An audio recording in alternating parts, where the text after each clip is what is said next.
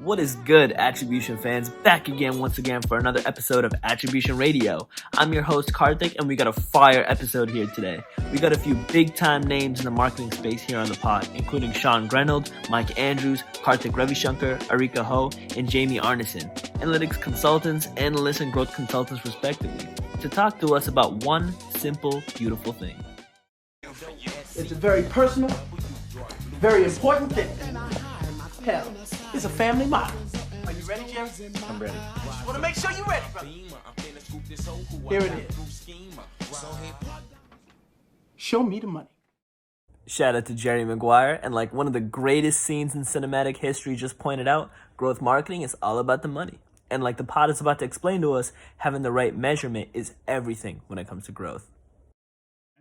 All right, guys. I want to welcome our guest, Jamie Arneson, to class. Jamie is a unique sort of professional, and I thought be phenomenal addition to the class because, again, she's played on both sides of the agency brand sort of a divide. She was at W Promote for many, many years. I want to say 8-9 years, if my memory serves me right. Yeah. And she's worked on many amazing brands. And we sort of overlapped on a bunch of different engagements where we were both servicing the same brands, and she worked there on a lot of complex incrementality testing projects with us. And she had the unenviable job of interpreting those tests and making that actionable, and actually making those decisions on the agency side. Recently, I would say in the last year or so, she's moved to the brand side. She now is head of growth at a DTC brand called Rails, if I got that right.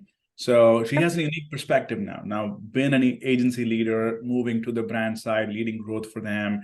Now she gets a chance to see the same problems from very different sides of the pond or the table. And I thought it'd be phenomenal to kind of hear from her. So Jamie, did I get that right? Who are you nowadays? Maybe if you want to introduce yourself. No, you took everything I would say. But yes, I think you guys have gotten the details. Always a math nerd and really enjoyed the analytics element of marketing. That's kind of paired with that creativity. And so that's, I think, what's served me well and why I'm here. Yeah. And excited. Awesome. Thank you. So you've been in industry, about 10 years now, give or take, and then you've seen different angles of it. So give us some of the clients we worked on together. Jay McLaughlin, who else? Yeah, Jay McLaughlin. I specialize mostly in e-commerce, particularly in the fashion space, but Jay McLaughlin, Soft Surroundings, Zenni, which is online prescription eyewear, and then Viore would have been the core ones overlapping, but also have helped with a couple others like the Johnny Wes's of the world as well. That's right. So a lot of e-commerce in your portfolio, right? Phenomenal. And okay, but now you work on the DTC side. Now let's start here. I've always been very curious about people who kind of across on the other side of the table. What's different about how you perceive the same problems now when you're trying to drive growth on the agency side as opposed to driving growth on the brand side? I'm sure it feels, the same problem sets in many ways, but the incentives are very different, right? When you're sort of wearing the agency jersey versus the brand jersey. Tell us a little bit about that. What do you see? Is it about the same, or is there something markedly different about being in these roles? Yeah, I had a little bit of a unique perspective from agency, so mine's probably not quite the same as others. Like my philosophy was always like, if the brand does well, the agency will do well with it. So even when I was at an agency, I tried to keep my focus to be primarily on what do we need to do to make this brand and this partnership grow, because they will help us. But I think now one of the big differences is a little bit more broad in terms of like the start to finish. Back at an agency, like the creative landed on my plate, and then we went from there, and just like kind of working through the earlier, more initial stages and the upfront planning, I think, is more involved. And then the other side of things is like working on how do I challenge my agencies that I work with now. They come up, they have a challenge and they give me a solution, and I challenge them back that this doesn't solve this one other problem, and just like really kind of working on how to have that camaraderie and like back and forth, because I had that when I was internally leading teams with like media buyers, but working on that now.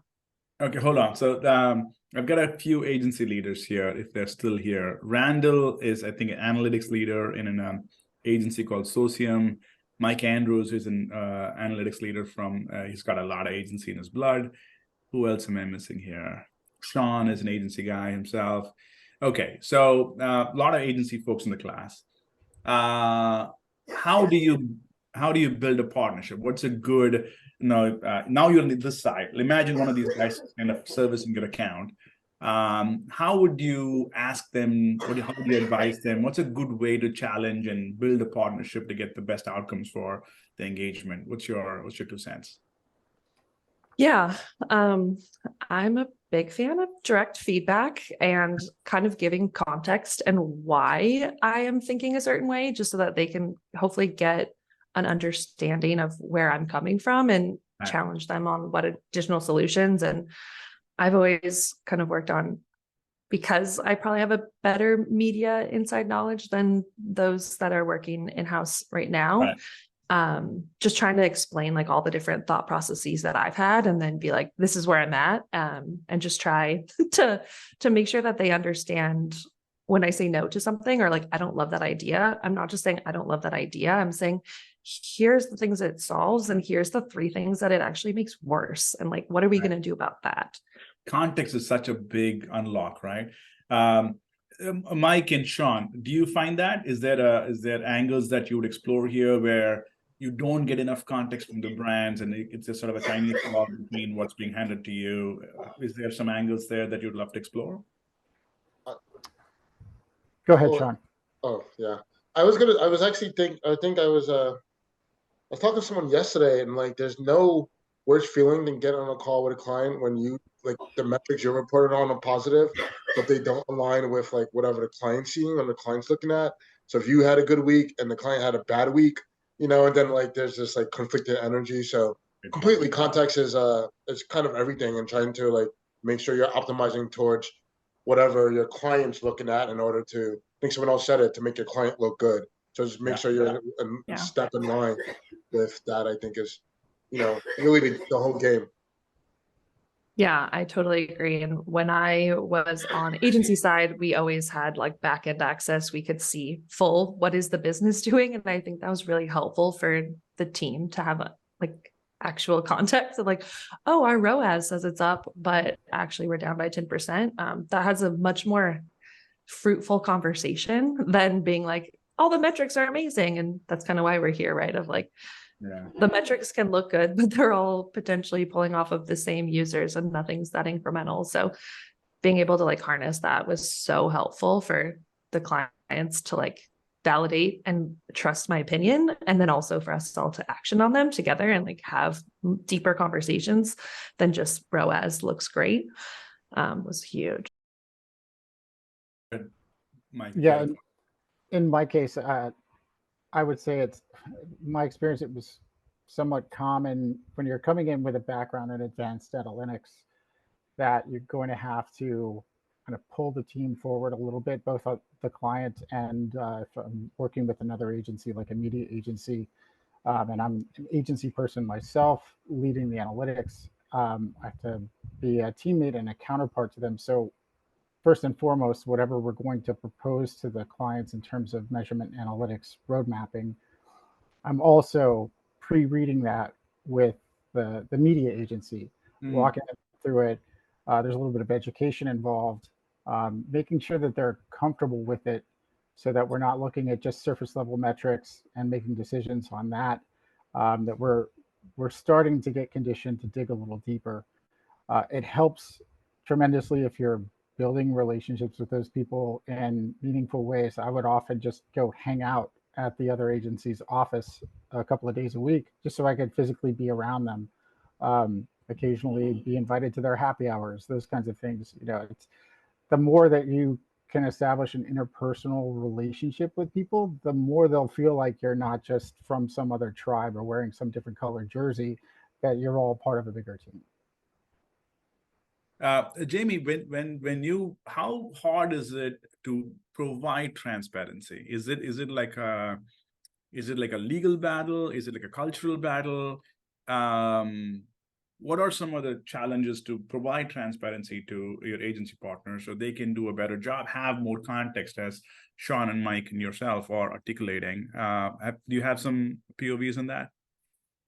Yes, I don't work at any publicly traded companies, nor have I. So I think the legal battle might come into those types of brands, just from my rough understanding of it. I've always found that it's a cultural battle more so than another, of like, you don't want to be sharing everything because you don't know who has this information on the other side. Also, agencies represent brands that are very similar in nature. So there's kind of that of having very direct competitors. I think that's a really big concern for some people. But I think, there are such things as NDAs and creating culture with your partners to make sure that things are not being shared outside of the direct team. But I think it's really it's worth it for people to know what's going on. What's the context? Yeah. But I think also having, and I've found that here, and also worked with other notoriously private brands on the agency side, of just having definitions of what we feel comfortable with sharing and what we can share with others. Is business up or down? That's really sensitive for some people. They do not want to know that, or what their customer count is. But we can try and figure out how do we get that information, or what directional data is always more helpful than pure raw numbers. So I've always found that can be helpful. Than saying, hey, let me ask the Instacart crew in class, is that a big challenge for you guys to have transparency with the agency partners, or is that not necessarily something you guys grapple with as part of your execution, if that's in your gamut to describe?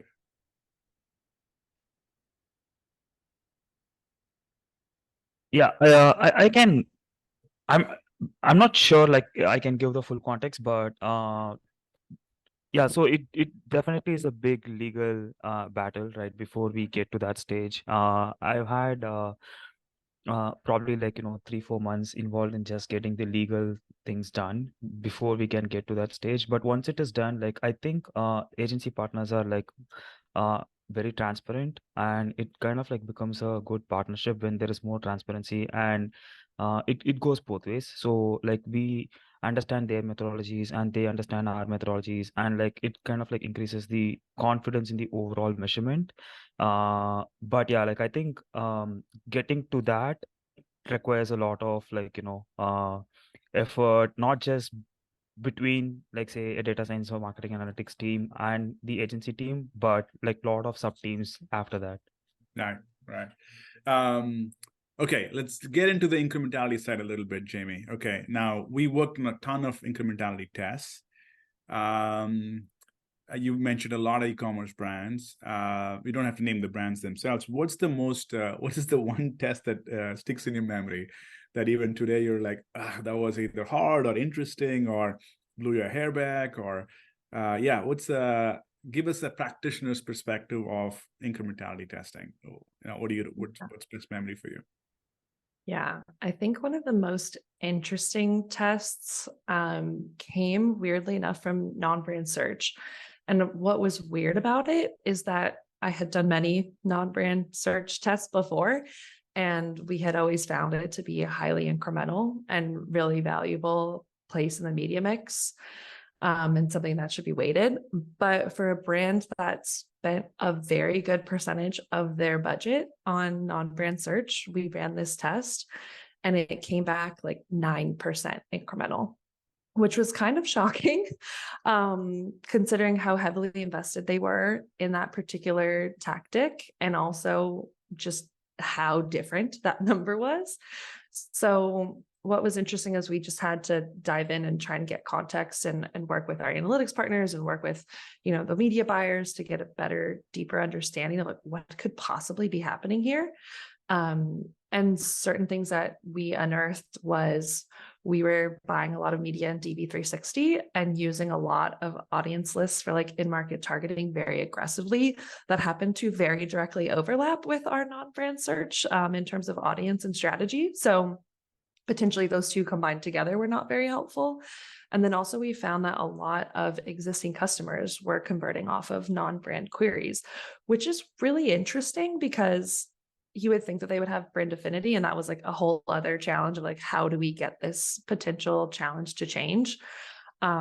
We considered stuff like, do we pull out existing customers? But we also have to be cognizant of, Google doesn't have a perfect capture strategy. So like, that's not necessarily going to be a fail-safe way of keeping them out. And really just trying to figure out how do we harness this, and ultimately, like, is it better to go in the non-brand space? Is it better to go in the programmatic space? And like, how do we make sure that these two very large investments are not competing with each other as directly? Amazing. That's a very interesting, curious insight. I've never seen non-brand search to be less than 80% anywhere, but 10% would be shocking. A jaw would drop, no question about that. I'll give you an example, but do you have one more? Give us one more that's interesting also for you. Gosh, an interesting other one. I think some of them that are interesting and fun is like when we have done match market tests to validate scale without actually having to scale. I think that's one of the most interesting things as a growth marketer is, where can I spend into without having to put a lot of it? So using that tactic in the right way, I've had it go really poorly in certain channels and really good to validate that they're not necessarily our good ones. But being able to do that, we did one test like right before Black Friday, quickly figured it out like 3 weeks beforehand. And it validated that we could scale aggressively into, it was Meta at the time that we had tested this, and just we had with confidence the ability to scale into that. And we did in fact see business results. So it was a nice gut check to make sure, like, should we be doubling or tripling our budgets right now? Is this going to do what we want it to do? Which is great. Timely example. We have Black Friday coming up in a couple of weeks. If anybody is actually, we are running a bunch of tests for brands that we work with. Absolutely something that's on top of mind. Let me pause. I have a couple of questions for you I want to add, but anybody has a question for Jamie on any of these topics? Incrementality testing. Go ahead, Mike. Just a remark on the topic of brand versus non-brand search.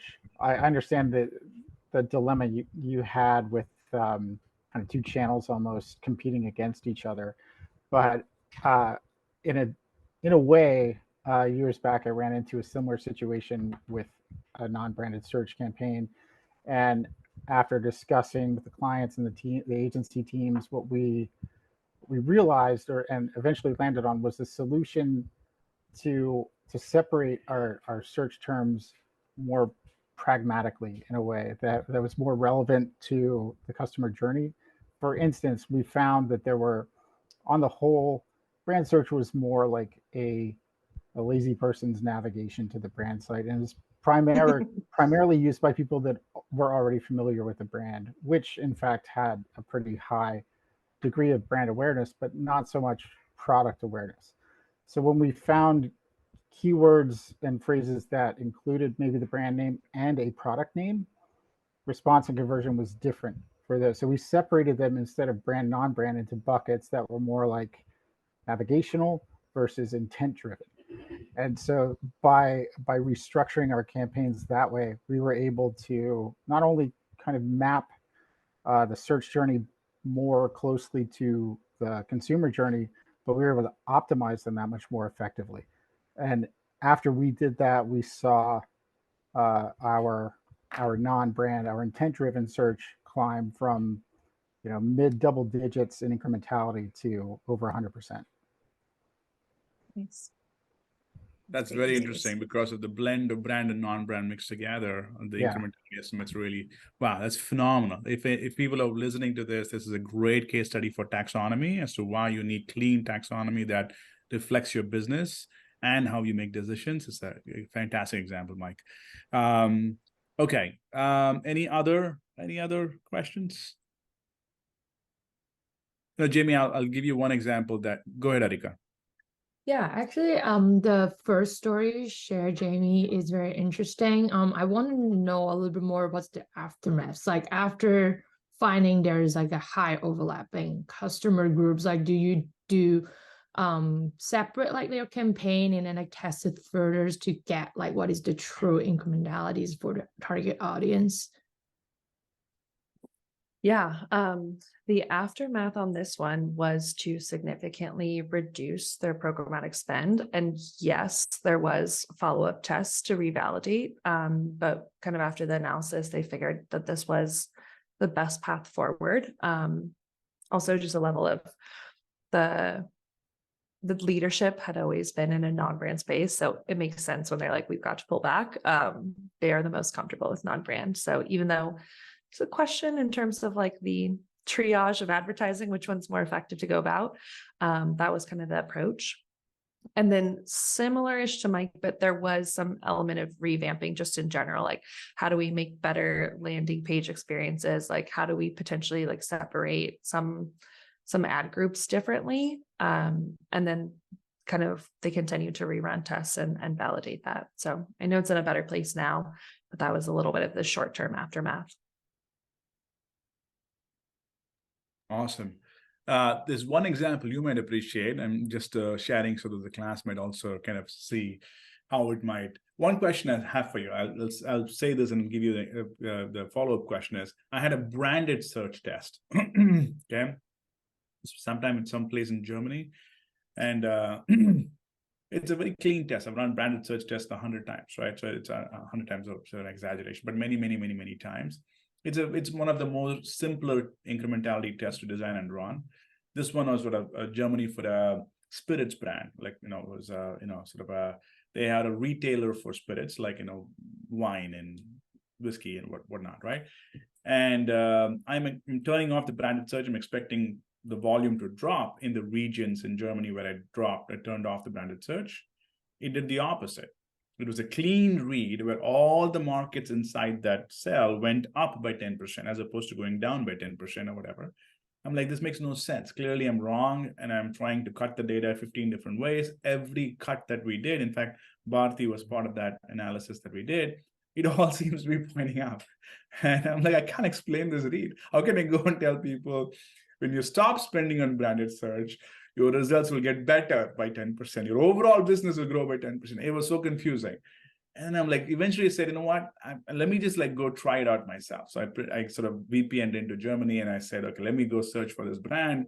It turned out the landing page for the branded search was the homepage of the retailer, but the SEO was taking you to the product page. So you would search for so-and-so gin, it would land on the SKU page. And then naturally, the SEO results were much more relevant to the search query. And therefore, the experience was better, and therefore, the conversion rates were better. So I remember Bharti and I pulling her hair out, like, this makes no sense. Eventually, when I was able to explain the consumer behavior, it felt like a beautiful read. Like it just opened up an amazing conversation, and they were able to use brand search in a much more efficient way. But having to explain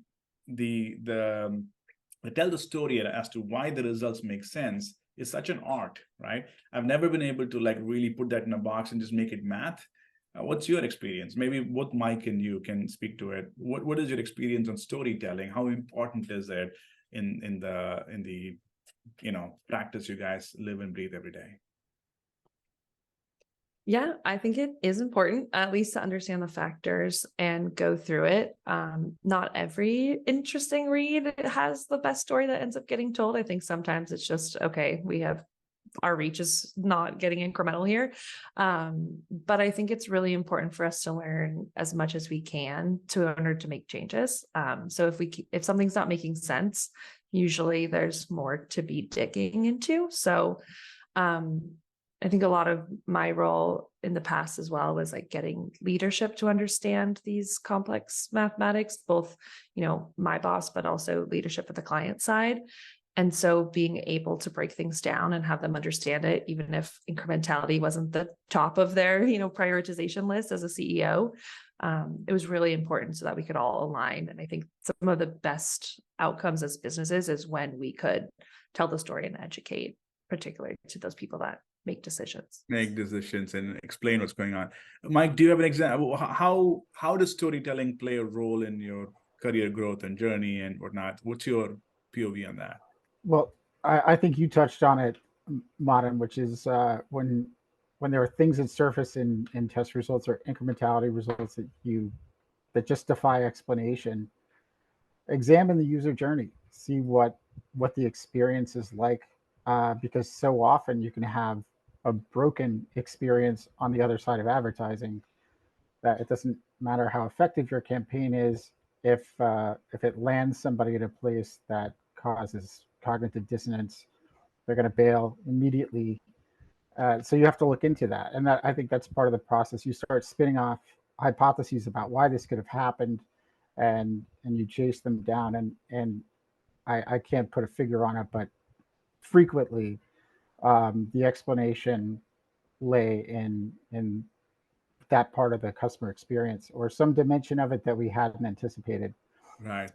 One of the most confounding results I've seen in my career was working for a mutual fund company for several years, and we were running a highly effective and extremely data-driven, rigorous campaign using multi-touch attribution with Visual IQ, which is how Modern and I first met each other. And after a period of about 4 to 5 years, our incrementality was diminishing. We were still growing, but the rate at which we were growing was diminishing. And we eventually realized that we had elevated not only the brand awareness, but also the product awareness to the point, like we had almost worked ourselves out of a job. The campaigns had been so effective that they became less effective. They were so effective in generating awareness and product awareness that they became less effective in pushing people to make a decision, because we'd already kind of been ingrained in people's the expectation in people's heads that this is what we offer, and it's a high quality product, and we're a great brand, and we've been around forever. So that was kind of confounding, but that led us to pursue new tactics and new channels, because what we've been doing for so long, that I've been chugging along like a workhorse, was really effective, but it wasn't doing enough for us to reach new audiences where we could Right. achieve more incremental gains. Right. Okay. You had to spread out. Okay. Fantastic. Interesting. Very interesting. Jamie, one of the things I wanted to ask you is that how does your, today, when as a brand leader as opposed to an agency leader, how does your day look different? Would you be able to, like, is there enough contrast in what you do on a day-to-day basis between your old role and your current role, or not? Maybe, can you speak to us a little bit about that? Yeah, I think at its core, the aspect of my job where it's based on media measurement is probably the same, but I think the scope of what I'm focusing on is a lot wider right now. Just knowing, it's about building a team and making sure that the creative process is working well. Like a lot of things that I wasn't necessarily thinking about when I was working just on ad in hand. All right, let's optimize this media and let's drive results. So that particular aspect, I would say, is not too dissimilar. I think just there's another obviously variant of going from, a brand like Viore to a brand that I'm working on building to be that next size, of just the scale of the business changes. But besides that, I would say how we're thinking about it and how we're trying to have a framework and make thoughtful decisions isn't too dissimilar. Very nice. Very cool. Okay. Any final thoughts for our class? What would you leave? These are all aspiring sort of marketing analytics practitioners, either coming from the agency side or the brand side, or data scientists, or servicing brands themselves, or the consultants who are trying to become solopreneurs in the space. What's your leave behind advice for us? I am a learner, so I feel like you guys are already on a good start, but just continuing, this is the most volatile, I feel like, time in an industry where things continue to change, and just be adaptable and continue to learn. One of my favorite pieces of advice as I was moving to, from being working in the email world to working kind of on the strategy team at the agency, was find your people who are experts at what they do that can be your sounding board, so that you can continue to grow your overall knowledge and wealth. So having that like SEO go-to and kind of creating relationships and like foundations where you have these great network of people that you can learn from and they can learn from you to just continue to challenge. We can't be good at everything, but I think if you know people who are good at everything, you can be solid at everything. So that's been really helpful for me and something I still kind of lean in on of just how can I get better at something from an expert that's probably around. Awesome conversation, and huge thank you to all the analytics professionals we got on the pod. So before we wrap it up, I just wanted to highlight a few quick things. The first is when Jamie mentioned, quote, because let me give her props, rigorous testing methodologies are crucial to understand the incremental impact of marketing efforts, end quote. So she goes on to mention the purpose is to find the real drivers of growth, and this basically helps to ensure data accuracy, client transparency, and a foundation of trust. This industry is built on trust, and a clean reputation goes a long way. In regards to transparency, it's really important to address data discrepancies head-on within the team internally and with the clients. So there will always be odd results, challenges, and unexplainable results provided by the models, but you have to make sure your clients feel that they're a real part of the process. That way, when you present your results, they feel organic, verified, and legit. The pod also touched on the difference between agency and brand roles, and there was one particular quote that stood out to me. Quote, working in an agency demands adaptability, while in-house teams focus on aligning strategies within the brand's long-term vision, end quote. Essentially, it's a comparison drawn between the adaptability required in agency roles and the strategic alignment inherent in in-house teams, right? So there's unique challenges and priorities of each. Lastly, the pod wrapped up with a segment about data storytelling, which is what all these incrementality tests and models ultimately come down to, explaining what's happening at a granular level in plain English. Data alone doesn't drive decisions. It's the story behind the data that influences strategic choices. And with that, I'll catch you guys in the next episode.